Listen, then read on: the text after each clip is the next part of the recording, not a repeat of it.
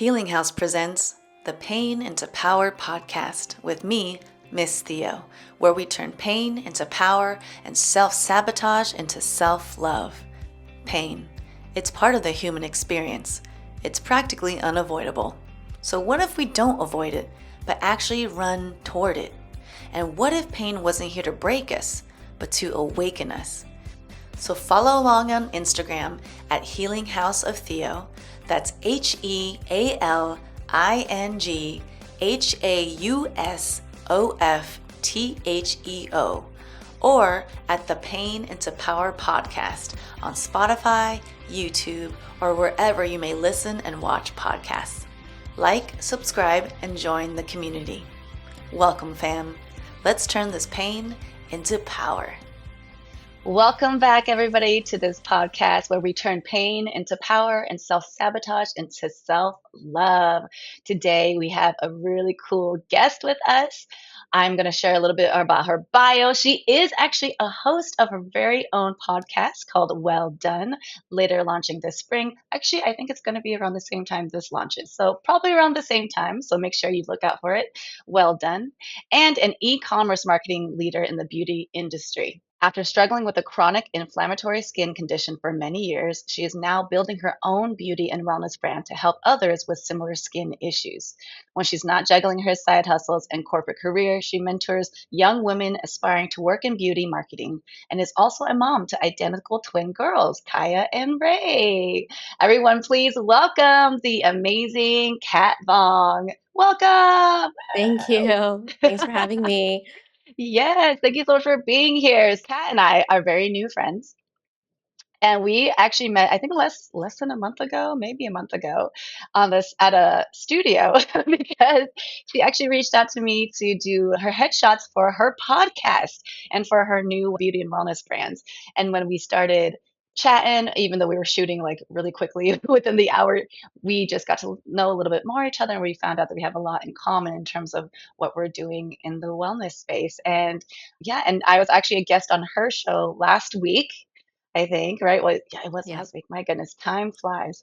And so I was a guest on her show last week, which thank you so much for having me on. Yeah, it was a And great show. yeah, it was. And then afterwards, I started to ask Kat about her life a bit. And then I realized, oh, girl, you need to be on my podcast. I'm like, you've been through some ish. And typically that's what happens, right? It's like people go through the hard things, and you can either choose to just be complacent with it, be in the comfort zone, or choose to take what you've been through and all that pain and turn that into power. And that is what Kat is doing now. And that's why, oh, I just got full body chills. And full body chills for me is always like a good sign or a good confirmation from my guides. If you believe that or not, I do. You don't have to. It's okay. I do.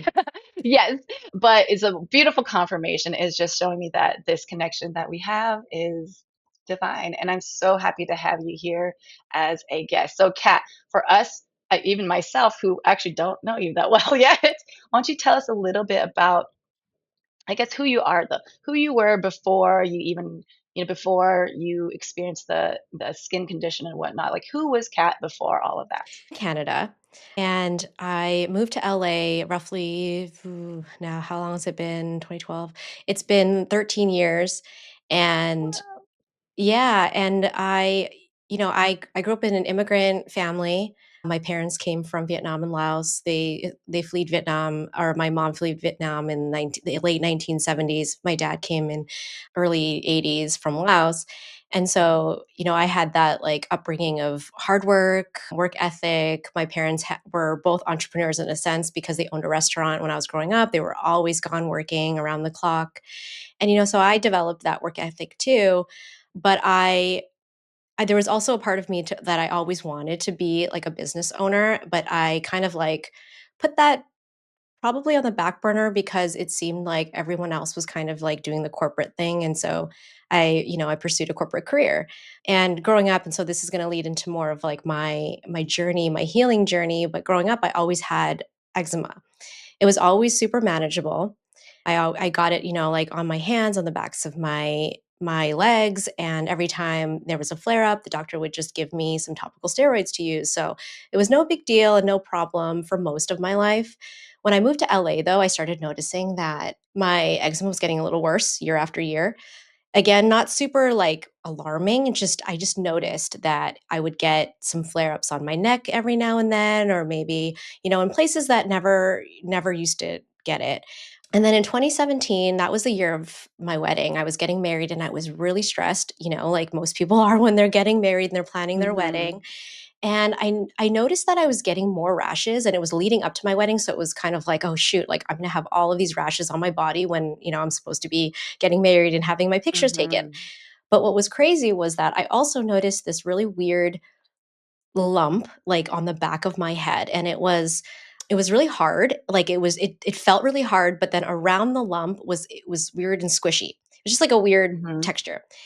I started feeling like it was oozing, which is really gross. It started to feel like there was something coming out of it, like blood or pus or something. And I know that sounds completely disgusting, but actually, when you have really severe eczema, your skin sometimes starts to crack and like this ooze Mm. comes out. And so I had a feeling like, oh, do I have eczema on my scalp? Like, is it so bad that it's starting to do this thing that it's called weeping, where your skin starts to crack like that? So I went to the Wow. doctor and he confirmed that. And he was like, yes, you have this really bad case of eczema and psoriasis on your scalp, but we can treat it. So he gave me oral steroids and he also gave me a steroid injection and some more topicals. And so, I was like, okay, this is great. Like, we're going to treat it now. And my wedding was a week away. So I was like, I Oh my really need this to gosh. work. Yeah. Luckily, it did clear it up for that. So that time it worked, right? And I Mhm. didn't really think anything of it because my wedding day came around, no more flare ups for a while.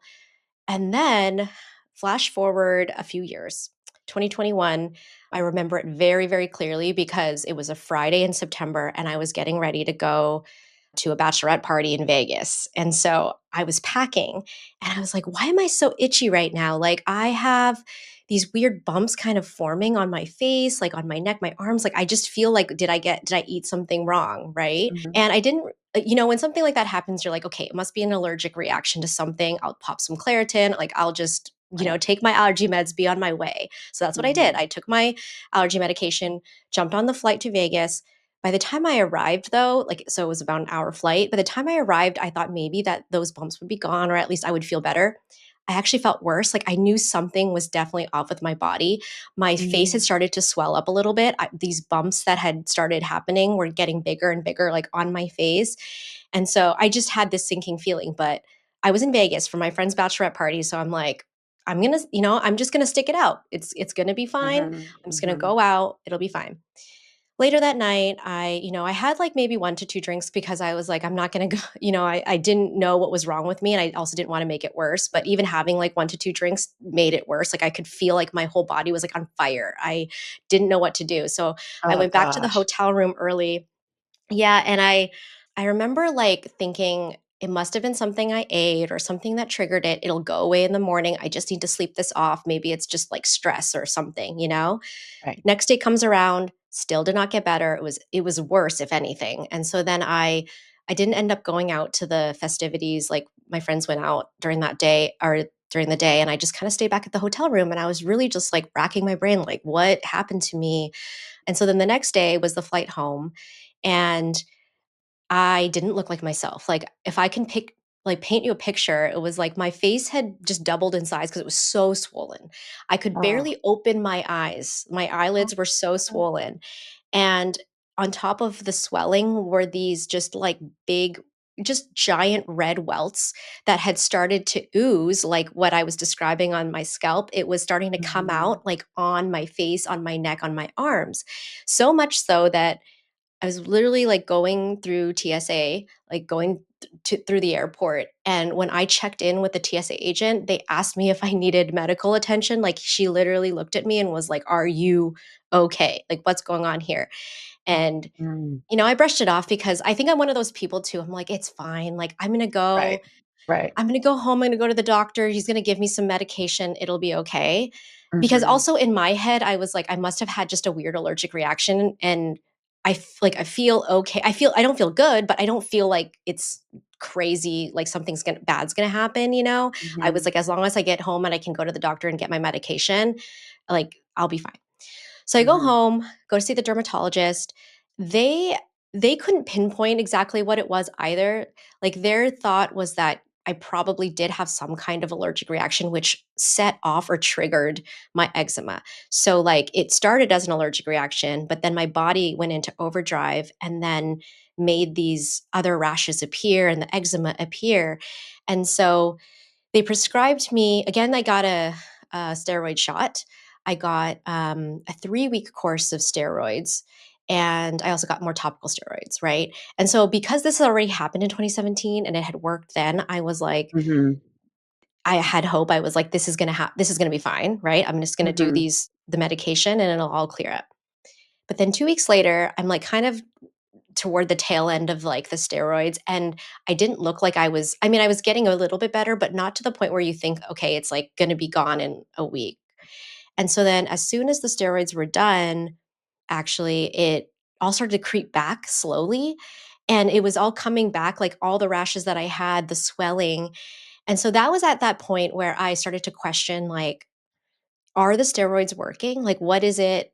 Like, Mhm. should I be careful about this? Like, should I go back to the doctor and get more, or what should I do? Like, I didn't know. And so I started doing some research on my own, and I found that there is this condition called TSW, which is it stands for topical steroid withdrawal, and it really refers to if you end up using steroids for multiple years and you suddenly kind of stop or you suddenly overdo it and you stop, your body goes into this like overdrive of withdrawal and start your skin starts to kind of like fall off and peel Oh off. my And goodness. yeah, and I think there's a version of it for if you do a lot of steroids that are not topical, like if you do oral steroids or steroid injections. Mhm. It's just like your body doesn't really know how to function after you go off the steroids, right? Because it's really been like suppressing your immune system for so long. And so there was a part of me that just I had this, like, gut feeling. Like, I was like, "I think that something that's happening with me right now is related to some kind of steroid withdrawal through the many, many years of using topical steroids and then using these, like, steroid injections and the oral steroids, like, something with my Mhm. body is just, like, not right, and I don't think I'm gonna put any more in my body." But what that kicked off was months and months of trying to get back to an Mhm. equilibrium of, like, my old self because essentially I went through the withdrawal, like, my skin started flaking very like, a lot, like, I would be flaking all over the place. I'd wake up in bed and it would just be, like, covered with skin cells all over Oh my around me, goodness. and I would be also oozing from and I know, like, it doesn't sound great, but I was oozing from all these different parts of my body, like, just Mm. the eczema weeping, and so I had to sleep on towels for a while. I didn't recognize myself, and also at that time, it was it was during the pandemic, so I didn't go into an office, so we had a lot of virtual meetings, and I just always had, like, my camera off, and I had to explain to people, like, "I'm going through some weird medical thing. I don't want you to see it. You won't recognize me." It was really hard, like, I avoided mirrors for months, and, Mm. um, I started to see like the light at the end of the tunnel. And it's actually around this time too, I was doing so much research around like inflammation and what's affecting your gut and like what, like what could be Mhm. causing it.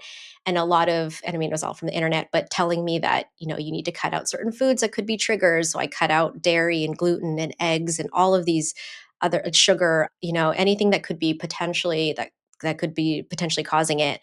And then around mid 2022, I found out I was pregnant, and I was pregnant with my twin girls. And I think your body just goes through a lot of changes when you're pregnant, right? Like Mm, hormonally. mhm, And mhm. there was a brief period of time where I started to heal and my skin looked okay. And I didn't feel as embarrassed. And like, I thought that this was all changing. But then I was 32 weeks pregnant and I went in for a standard checkup and the doctor was like, "You have to stay now. We're monitoring you until you deliver because we are worried that one of your babies could not be developing at the same rate as the other. And so we just need to monitor it." And so I went in for this checkup and stayed at the hospital. And as I was at the hospital, as they were doing more checkups, the doctor was like, "We need to give you a couple of steroid injections because we need to accelerate the development of baby B." So they call them baby A and baby B. And we need Mhm. to accelerate baby B's growth so that she can be kind of closer to her sister. And then we can schedule your surgery, but we need to do it. And so, of course, like, I'm like thinking, I swore off steroids. Like, I can't Yeah.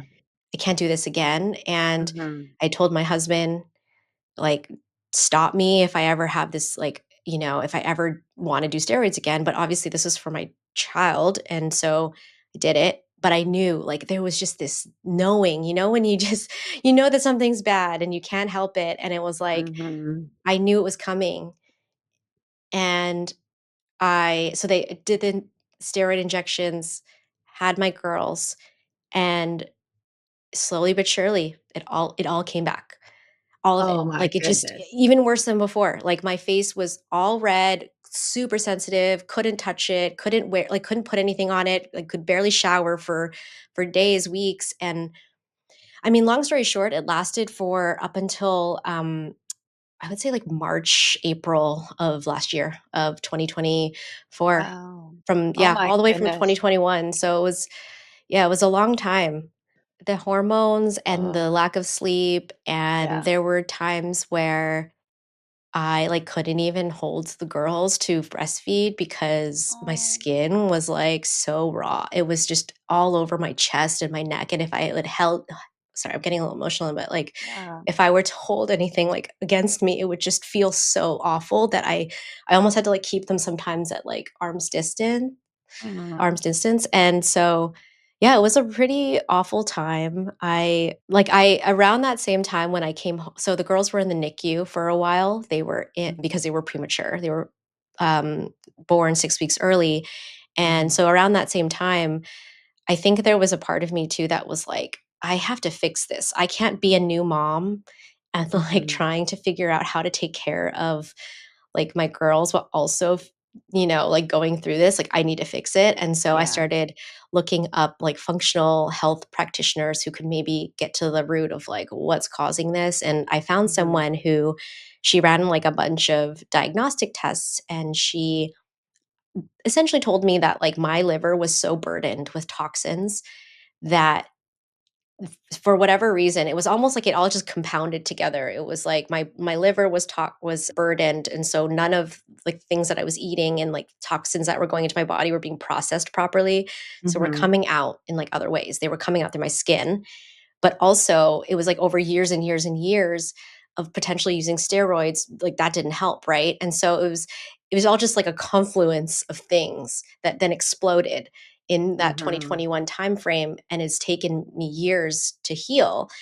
So anyway, during that time though, she like kind of gave me this diagnostic test. It was like a blood test and a stool test and some other ones, and she helped me get on this protocol of detoxifying these things from my body. And the crazy Mhm. thing too is, I think I mentioned, like I work in the beauty industry, and I've always been like a clean beauty user. I've always been somebody who was like looking at ingredients and looking at labels. Mhm. And one of my first jobs was I worked at this clean personal care products or a clean baby and personal care products company. And they really hammered home like, you have so many toxins in your product or in our everyday products, like we need to be very vigilant. And that was in my brain. Like I tend to look at everything before I buy it. And so I was like, how could this happen? Right? Like how could Mhm. I, being a careful shopper, like Mhm. have this happen to me? And I don't know exactly how it Mhm. did, but over time, maybe the toxic load on my body just was too much. But this protocol that I went on was really about cleaning up. At first it was just like, okay, let's like eliminate things that could be causing it, like let's even like filter like your water, right? Like Mhm. there's heavy metals in the water that we drink from the tap. So I got a whole new filtration system. I changed out my shower head. Like I cleaned up the foods I was eating. Pared down my like skincare to like 2 products. And over time, like that did help. And so there was something there, right? But I had to Mhm. also combine it with, I think I mentioned this to you before when we were chatting, but like mindset and really believing, like convincing myself mentally that I would heal. And I Mhm. needed to constantly remind myself that. And I did some deep meditation to really convince myself and almost Yeah. imagine my future healed body, and like trying to get out of the current body so that Mhm. I could like pretend like I was living in a future body. And over Mhm. time that worked too, but I think it was both of those things together. I don't think it was Yeah. one or the other, but That's all really intense. Yeah. I would say. I mean, as much as we want to say that, oh, it's the inner beauty that matters, which it does. It's so true, inner beauty, right? But we are people who use our eyeballs, and we see things, and we do care about like our outward appearance. And if you're blistering and you're oozing, and I can only imagine how depressing that could make someone feel. Oh yeah, I mean there were multiple times I think I thought about suicide or thought about For like sure. never leaving the house ever again. Yeah. And I think on top of that too is that I mean, yes, there's like I think looking a certain way is one thing, but Hmm. also Hmm. thinking that people are wondering if you have some kind of disease Right. that Right. could like affect them, or Right. they're wondering like what's wrong with that person? Like Right. why can't they put on some moisturizer like or something, you know? Yes, a judgment, the And judgment that people yeah, have. And it's like they have no idea. And I'm sure we could even be guilty of that as well. If we see someone random, you just make an assumption. And in reality, it's like that person's really suffering. And if we yeah, actually like take the time to get to know what's happening instead of just assuming, yeah. I think that would help And the I mean, situation more. Hmm. I have to say that, like, throughout the worst of it, I didn't leave the house. Like, nobody saw Right, me. And right. so I think there was also this like protection I had to put on myself because if I Hmm. went out into the world, all of the thoughts, the negative thoughts would be even worse. And so I For really sure. tried as much as I could to be away, but then that also puts such a toll on like the rest of your life, right? Like I didn't Hmm. have a social life for a while because I turned everybody down. I was like, I'm not going anywhere. Yeah, And I think for the most understandable. part, yeah, but then people I think it's nobody's fault, but I think because you don't show people what you were going through or what you looked like, I think Hmm. there's this misunderstanding of like, "Oh, it can't be that bad," right? Like, it can't Right, be. And right. then you emerge, like, I emerged because I started feeling better and I was healing, Hmm. and people were like, "Oh, you look fine. Like, there's nothing wrong. Like, what are you talking about?" Yeah. Right? And it's like, Hmm. well, I'm only showing you the side that is I feel comfortable to share. Like, you didn't Yeah. see the worst of it. And then I bring up these photos and I'm like, "Look at this. Like, look at what I went through." And then people are like, "Oh my gosh, like I did not realize Yeah. that happened." Because you shut that part away, and it's only now that I'm showing people like I hid it. I didn't want to take photos first. Like, why would I? Right? Oh Like, my why would I God. want to record that? Absolutely. Well, I'm honored then to have captured your photos for your podcast. 'Cause I don't know how many times you've had photo shoots since the condition and whatnot, but I'm sure it's empowering in some ways just to be able to feel confident Yeah. in front, because it's more the energy, it's not really about the as much about the physical, but it's the energy that you hold. And when you're suffering, when you're going through something painful like this, you can feel very alone, isolated. And if there's not anybody else who's going through the same thing, that someone that you can actually Yeah. talk to, then you truly are alone, even if you have your kids and your husband and your family and your friends. Yeah. Right, but we are going to come back, so hold that thought. But when we do come back, I want to talk about just how this had a toll on your mental and your physical and your spiritual health, your feelings of self-worth, and what triggered you to turn that around. Yeah, and ultimately start your podcast. So hold on to that thought, and then we'll get back to it right after this break. All right. Welcome to Healing House, a sacred space to seek refuge and refreshment for your mind, body, and soul. Whether you're seeking Reiki energy healing, tarot and oracle guidance, or soul transformational coaching, every session is designed to help you remember who you truly are and come home to your most powerful self. Join me in person or virtually for sessions, certification classes, private coaching, and healing events held around the world. Book your session or explore upcoming offerings at loveisthehighestfrequency.com. All right, we are back with Miss Kat Vong. Thank you so much for being here with us. She just told us her story of her skin condition that she had, I don't know if the word suffered through or journeyed through, let's say journeyed through for the past 4 years. And now we're just going to dive into how the physical had an effect on your emotional and your spiritual health and your feelings Yeah. of self-worth, especially in a world where people value physical appearance and beauty so much. Yeah. Oh man, such a heavy question because I think I went through a whole like ego death on my own multiple times. Like I For had to sure. because I well, I've always actually liked to meditate. Like, it's always been Mhm, kind of part of my routine, but more so, just like the de-stress type of meditation, right? mhm, It wasn't until this happened that I started to dig a little bit into like how to use meditation to like think to like really step outside of myself, because I was mm, really following people like Joe Dispenza and like people who were these mhm, gurus in healing, and that was the message. And so right around this time where I was feeling like, well, the other thing is, because I work in the beauty industry, it was even more so that it was like I was inundated with people who I work with who are just beautiful people, of course, and like model mhm, images and just the beauty mhm. industry in general. So it's a Yeah. constant reminder of this lack, right? Mhm, mm, And and it's somebody who loves beauty and beauty products, and I couldn't put any of that on myself, and like then I couldn't even look in the mirror. Like it was such a like come to, I don't want to say Jesus, but like come to moment for me of like yeah, of who am I? Like who mm, am I if I can't even use the products that I'm working on and selling? Who am I mhm, if like people think of me one way, but I'm not that person?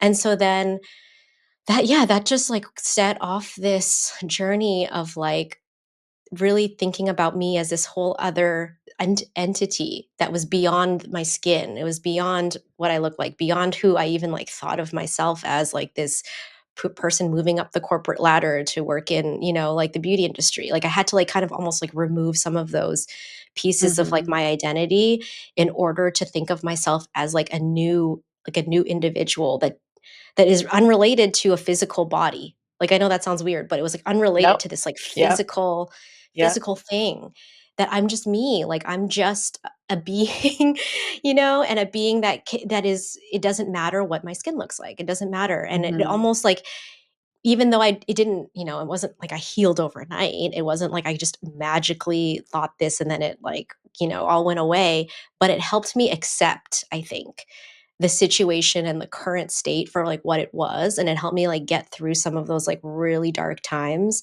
mhm, especially because after the girls came, and I just like I didn't have time to even like think about like what I looked like, right? Because I was worrying mhm, about feeding and changing diapers and all of yeah, those things. And in some ways, even though the postpartum period is so rough and so hard, it actually helped me get out of the woe is me, I'm the victim, like this sucks about my mm, skin, because mhm, I was like, I mhm, need to focus on these two babies that need their mother.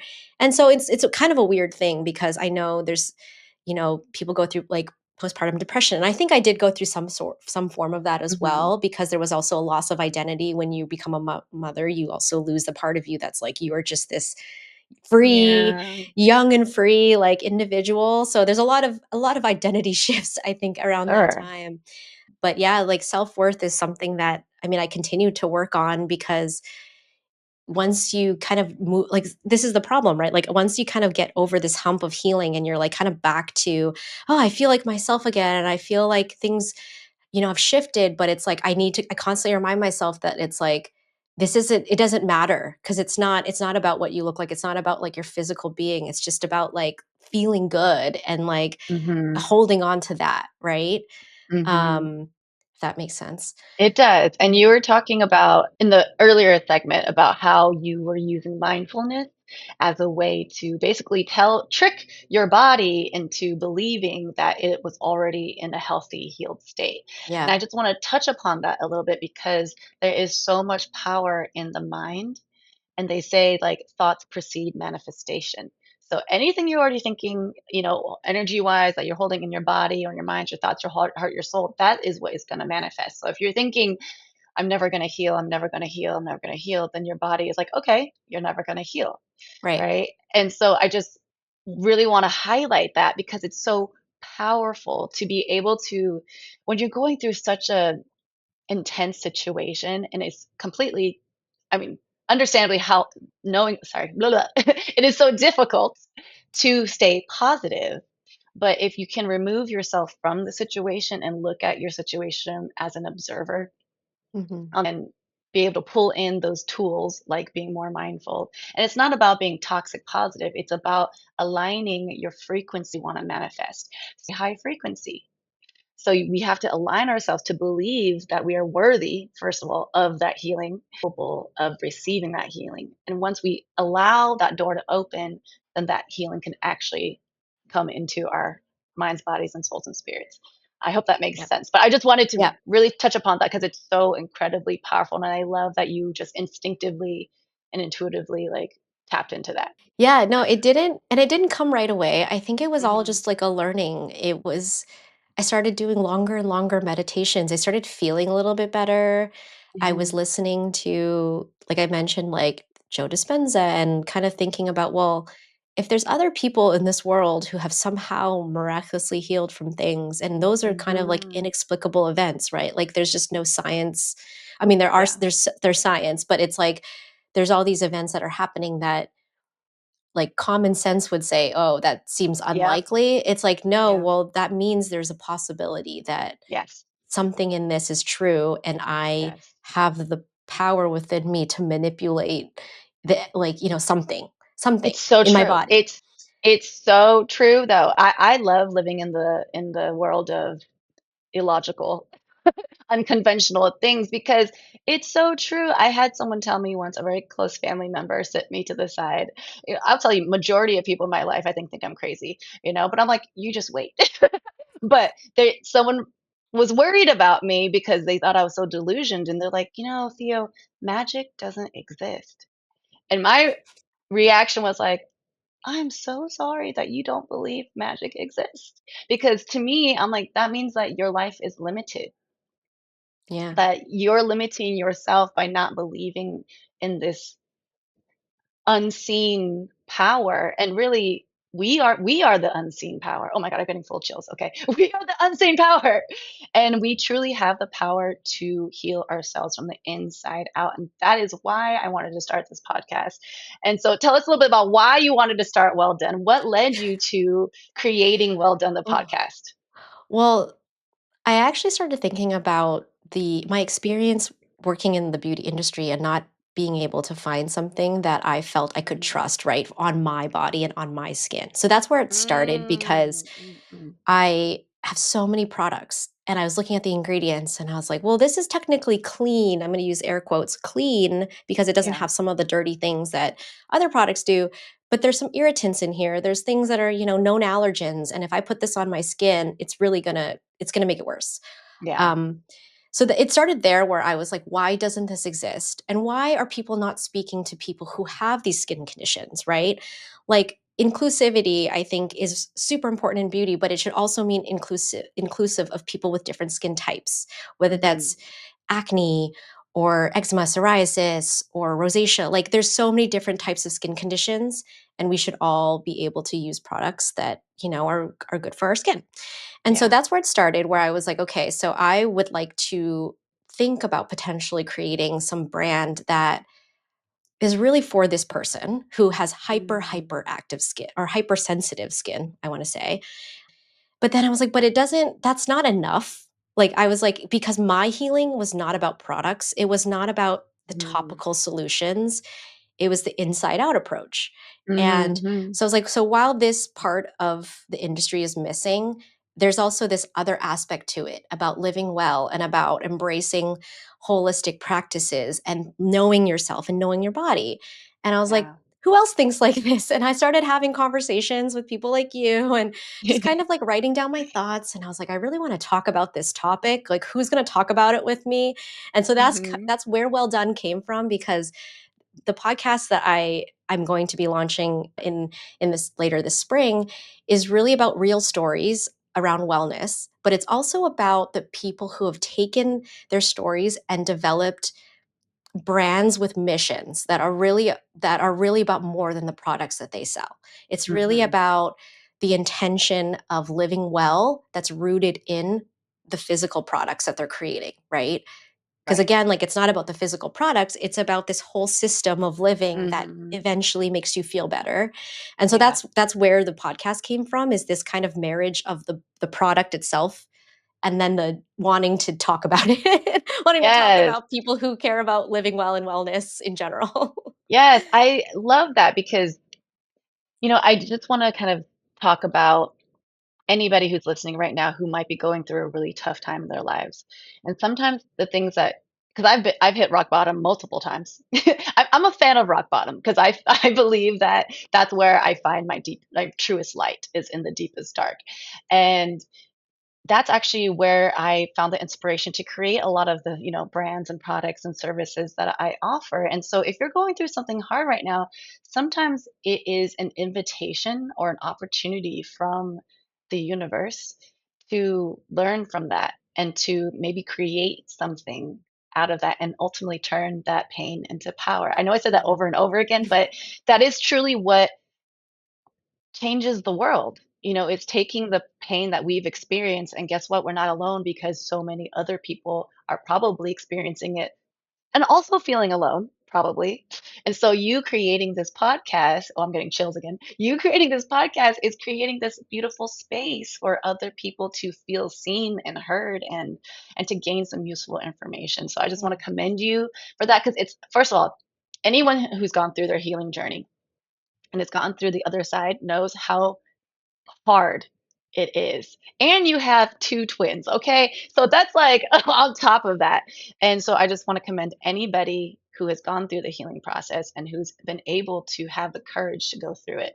And then you turn it and create something amazing. That's just bravo, Thank you. bravo. The So I other hope thing you I feel wanna really say proud. too is, Yeah. oh, Mhm. I don't know about proud, but I think I look at my experience and future experiences with a different Yeah. perspective now because I Mhm. think of if I got through that, it's like this resilience. It's like I got through that. I anything that the world throws at me right now, I think I can handle. And I think that's like a Yes. whole different shift in mindset that you only get when you go through something difficult, right? Like it doesn't Yeah, come if everything is all hunky dory and rainbows and butterflies. It comes when exactly. your back is pressed against the wall and you have no other options and you have to figure a way out and you hit rock bottom like you said. You don't Mhm. get that from not hitting rock bottom or not having difficult things come your way. Unfortunately, you have to go through the difficult thing to get there, but I think it's Yep. worth it in the end. Actually, I want to mention that when I look at like my journey, there's like three pieces because there's my skin battle, there's Mhm. having my girls and the postpartum and being a twin Oh, mom yeah. is a whole other thing. But my third Mhm. thing is right around that time when I had my girls, I found out my mom was really sick. And Oh. she was going through her own journey, but she was going through some mental decline and she was also suffering from pulmonary fibrosis, which she had these fibroids in her lungs and over time it was getting worse and Mm. worse and it was hard for her to breathe. And so all of that was kind of happening at the same time. And so last year, I lost my mom last year. She finally ended her battle August of 2024. Oh, I'm so But sorry. but I wanted to point that out in a sense of there is also power through grief, and there is Mm. power through like, my mom was a resilient person, and so when I think of her too, I see the struggle, but I also see how she lived her life with so much purpose and resilience and being able to, like, overcome things, and unfortunately, this was one thing she couldn't overcome, but she lived a really long and, like, beautiful life. But I use her as, like, this guidepost sometimes, and I think about, like, nothing is as hard as it feels in the moment, Mhm. and arguably, like, losing what your mother is one of the hardest things that anyone I'm gonna get emotional again, but Yeah. arguably one of the hardest things that anyone can go through, and for me, Mhm. harder than my battle with my skin because it was like, "That's my skin, whatever," but this was my mom. Right. So, I Mhm. think it's varying degrees of resilience you can build, but looking back, you realize, like, everything kinda happens for a reason, and you learn to just, like, appreciate life for what it is, because nothing is set in stone, so I don't know. I Mhm. don't know where I was going with that. It was just more about resilience and about looking at things differently and, like, living your life because you just have to. Just gotta live in the present. Absolutely. And also just a beautiful ode to your mom. So let's give a shout out to your mom. Make sure you rest Thank in you. love. I mean, just hearing you talk, I resonate a lot. My parents are also refugee immigrants from the Vietnam War, and a lot. I don't know what your parents are like and if they were open about it or if they've, experienced a lot or if they even talked about their trauma. But that in itself, I feel like has a lot of effects on our Mhm. genetics and our habits and because they say that, when we're in our mother's bellies, we take on a lot of the hormones. So if they're stressed out, if they're in fear, if they're all those things, because all that was passed down to me for sure. And at no fault of my mom's, she went through some really effed up stuff. Mhm. But that is also tied to the inside out, right? So through this process, did you feel like working through any of your family or generational ancestral stuff had an effect on your holistic health? That's interesting. I thought about it. I thought about it Mhm. in the perspective of my mother because there was a part of me wondering like, "Oh, does she have something bottled up inside that is manifesting in this like physical Right, condition, right?" right. And so Yeah. I thought about it more from her perspective and trying to Mhm. get her to work through it and like asking her For questions, sure. but it's hard because I think, and you probably understand this, but for some, for immigrant parents who have gone through a lot, it's not necessarily something that they want to talk about or they want to reveal. And even Yeah. like growing up, like I would ask my mom certain things about her life and how she fled Vietnam and like the Mhm. refugee camp she was at. And I got some of the stories, but I think she was holding back a lot because Mhm. she saw some horrors. Like, I know this for a fact that she saw some really brutal things that happened. And, maybe to know, like, maybe she just decided, that's not worth talking about. I'm going to, like, kind of keep it down. Right. So I don't For know sure. some of the full details, but I know that there was Mhm. something there. There might have been some trauma passed on to me from that, but Mhm. I think for me it was trying to like understand like what was going on in her brain and her Mhm. mind as she's also suffering from this like physical condition, and because I was thinking, well, maybe we can kind of help her release like some of this other stuff Right, that's in her right. body. Yeah. That's a really interesting because my mom, she has kidney disease and she's been sick since I was 16. And when I Oh. became a Reiki master and I learned about how specific emotions are represented by a specific organ, and fear lives in the kidneys. And when Oh. I found that out, it just like clicked. I'm like, this makes so much sense. So much sense. And no wonder it manifested in that kind of way, because all the doctors, they're like, we don't know how you got it. How did this? It's like a mystery. Her body's always been a mystery. And I've always been a big believer in that it stemmed from the trauma and from not being able to fully process and release that trauma, Yeah. and how it has such an effect on your body. So yeah, so this is just to say that the energy and the perspective and the perception that you hold in your body truly does manifest itself outwards. So it's truly the healing from the Mhm. inside out. But I am sending your mom so much love. And our moms have been through so much, and I think that that is what is has made us so resilient in so many ways, so I'm Mhm. so grateful for that. All right, we're going to go into our next break, but when we come back, I want to talk about your experience in the beauty industry and what trends do what trends are good to follow, what trends are bad to follow, what should we know? I don't even have a skincare routine, so like, what do I need to know, girl? So we will be back with that in just a minute. It's me, Miss Theo again. Besides being a healer, I'm also an international photographer and filmmaker with a passion for storytelling and capturing magical moments. From weddings to portraits, documentaries to music videos, and lifestyle to branding, I don't just take photos, I translate energy into art. Based wherever the story takes me, from Hawaii to Bali to Thailand to LA, I'm available worldwide for shoots, events, and creative collaborations. Check out my portfolio at theotakesphotos.com. Can't wait to create with you. Okay, we are back with Miss Kat, and she has given us so much information so far, but now we're nearing the end of our podcast. So tell us all the things we need to know. Okay, so if anyone's listening right now, and maybe it could be a range of people who are really into, the beauty, skincare industry, and they research a lot, or there's people who, like me, don't know diddly squat. So from your experience, professionally and personally, what are the things we should be looking out for when it comes to skincare or beauty, whether that's inside or outside? Yeah, I think the beauty industry right now, I mean, so there are a lot of different trends, and clean beauty has obviously been a trend that's been kind of ongoing for many years. Mhm. But as I mentioned earlier, I use clean beauty with air quotes because sometimes it's not that clean. Clean can be Mm. subjective too, right? It can mean something different for different people. I think if you're somebody who's just really like vigilant about ingredients and you're just really careful about certain things, I would just Mhm. suggest to always read the labels. But one little thing actually is the word fragrance. So if you see the word fragrance on, your hair care or your skincare, it probably Mhm. means that there's something dirty in there because the Mm. word fragrance is used as a way to kind of couch like proprietary ingredients. It can mean anything. And so that's one thing to just look out for. In terms of interesting trends, I feel like I've been seeing like just kind of like weird like procedures on the face that are like more so around like stem cells and using like I don't know, I mean it's like going beyond Botox and going Mhm. beyond, like more of like these kind of like surface level things, but even just like younger and younger generations are going in for actual like plastic surgery. It's very interesting. Right. Yeah, I think if you do it Ish? right, maybe yeah, Really? it just depends because I feel like Yeah. it's getting so sophisticated now that like Mhm.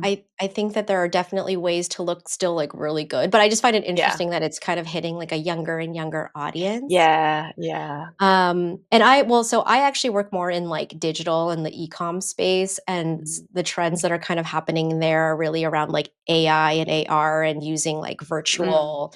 virtual tools to kind of show you what something will look like on your face, Mhm. like, different colors of lipstick on your face, or using it to even color match you for, like, a foundation. Yeah, I don't know. I mean, the beauty world is very interesting. I think it's just like whatever speaks to you, but also just to be careful because it is still an industry that's like selling you products. Basically, I feel like just in general, don't trust don't trust what you're given. Like in general, whether that's me, okay, I want to say don't trust, but just be I guess it's just like mindful. do your Yes. homework, right? Yes. And of course, like you don't need to have a million skincare products. I think this was the thing that I learned actually as I had my skin problems was I was layering Mhm. on so many things.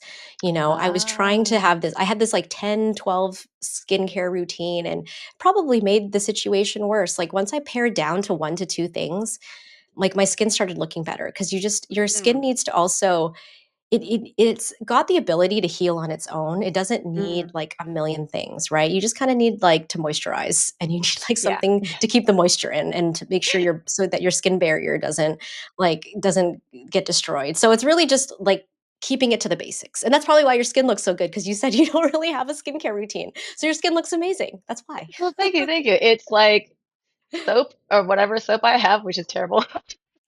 And like most of the time it's like coconut oil or something. And I have to say Yeah, and that's wet great for your skin. yeah, yeah, and it works. I put it in my hair, I put it in my body, and I like having a very low maintenance skincare routine because I don't like to spend a lot of time, and I don't like to carry a lot of things with me either.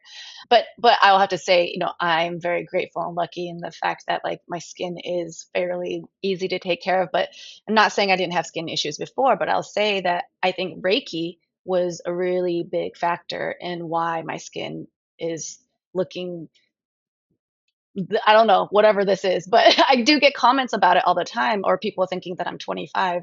I think part of that is that I'm Asian, so that's just genetics, but part of it is Reiki and energy healing, and it's the frequency that I choose to amplify and to, sit in. And I think again, as we talked about how the inside manifests itself on the outside. Yeah. So I have to say that's my skincare routine is doing Reiki on myself and lowering my cortisol levels. Yes. So lowering stress. And that's pretty much it. It's only when I go to other like climates, like my skin's really good in tropical climates. Like I love the heat. I love a little bit of humidity. When you take me to Minnesota where my family is, it takes me a while for my skin to like adjust because then I get like splotchy and a little dry. And honestly, it gets stressful at home sometimes. So my energy is a little more compromised Yeah. Yeah. than than normal. But I know that that's my job to that every time I go home, I need to create a safe space for myself to Yeah. energetically. Not saying that my family isn't a safe Yeah. space. Y'all know how it is. It's family. You There's love actually them. There's a lot of research now around like the mind skin axis, I guess they're calling it. It's like how it's basically how your mind and your stress levels, like to your point, are Yeah, affecting your skin. Because your skin's absolutely. your largest organ and it communicates with the rest of your body. So if you feel Mhm. elevated levels of cortisol, it's definitely going to come out and manifest in your skin. Mhm. And I mean, Mhm. everything's tied together. We all know that. Everything's just all, one Yes. ecosystem. So you have to like feed it all inside out, Exactly. like we You're talked right, it's a about. holistic approach, and if you didn't know that, now you know. Okay, so for anybody who is currently going through a skin journey of their own, a healing journey of their own, what would be your advice? Or even what would you now say to you in the past? Oh, that's a good one. I think I would remind myself that things are temporary and it's not forever, and just to kind of stay positive Yeah. and remember that, like you've overcome 100% of the things that life's thrown at you and you will overcome Mhm. this.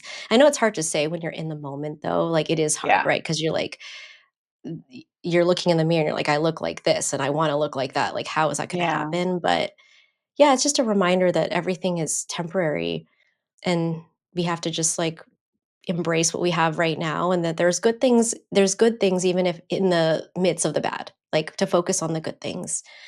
That's what I would tell myself, and I did a version of that. Like I tried to do a gratitude practice just to remind myself that For sure. even in my darkest hours, it was like I still have so many good things in my life, like Yeah. my family and my husband, and at the time like my girls, and so. Mhm. That's so key, expressing gratitude.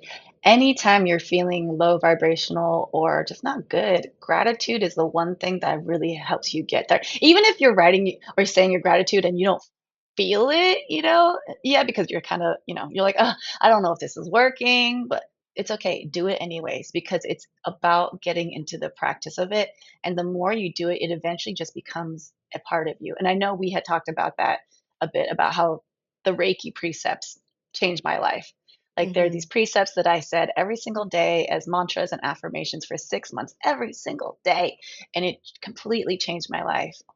And it all started from the inside out. So yes, the power of the mind. Ooh, Yeah. so, Actually, so, the other so thing that I powerful. would suggest too is if somebody Mhm. is going through like a healing issue, I would suggest going to see a functional nutritionist or an integrative health practitioner, because they Okay. approach the body like a full body, right? Like they think about the causes of your symptoms and not just address Hmm. the symptoms. And so Hmm. what they will do is give you this full diagnostic test to try to uncover like what's going on with your body, and then they address those issues through either like a protocol of supplements or like Hmm. detoxing certain parts of your life. Like that really did help me in conjunction with the mindset stuff, but I would suggest that because if you go to a western doctor, usually they'll just give you something to address that symptom and then it goes away for a Right. period of time but it comes back. Right. That is so great. And Yeah. what is it called again?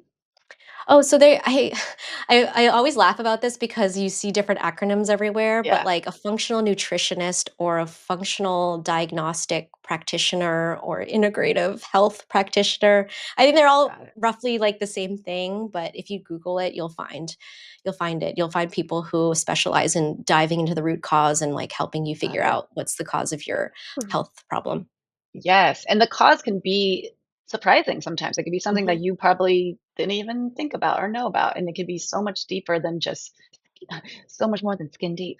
Yeah. And this reminds me of I had vocal nodules and I had lost my voice for a year.